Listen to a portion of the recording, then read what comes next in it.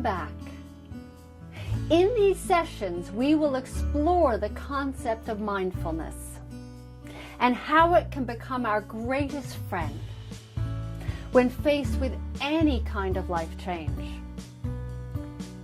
By the end, you will understand how mindfulness will fit into your life and be able to start to practice some simple mindfulness techniques.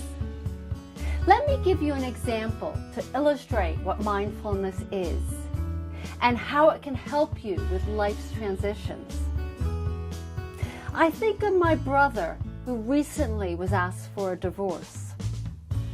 Though his marriage had been rocky for years, the sudden reality of divorce threw him into total confusion.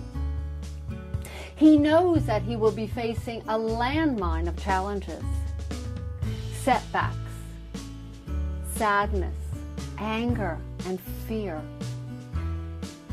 I observe his struggles. It is apparent that he requires support to manage this transition. Think of this as two strands. There's an internal support system, how he thinks, feels, and intuits the situation. Plus, the external support system, his family and friends who are there unconditionally to ease him through his difficult time. Mindfulness is that perfect moment of just being present. Stepping out of the whirlwind of mental turmoil to a moment of stillness. Rational decisions come with ease.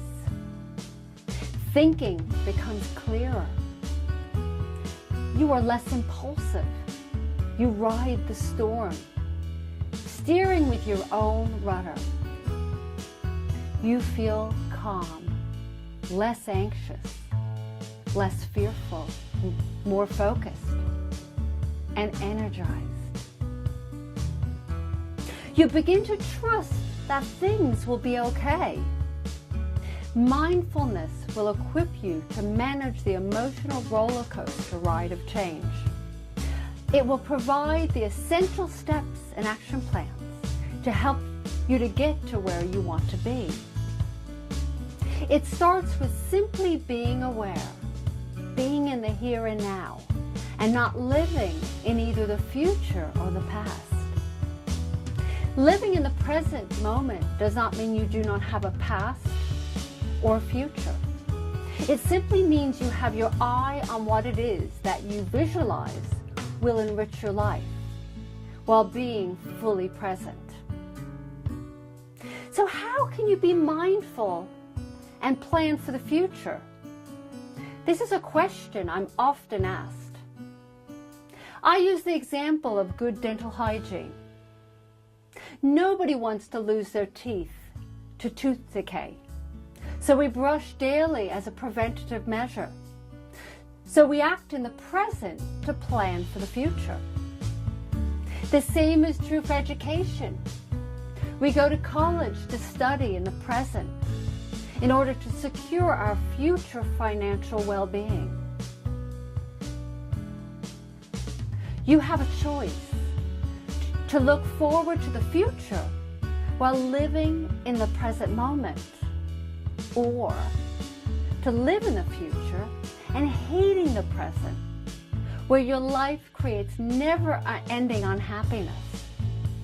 And logically, you can never be satisfied.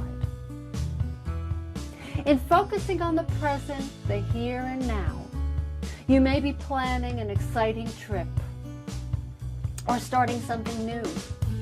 The temptation is to daydream and fantasize about your plans. To live in the present would be to enjoy the prospect of the future, but remain fully aware and appreciative of what you have now. Mindfulness has no hidden secrets. It is inherent within us. We are born with the capacity to be mindful. It is not about learning a new skill.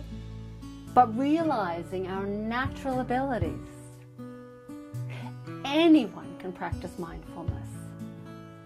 In the next session, we will look at mindfulness and its use in daily life.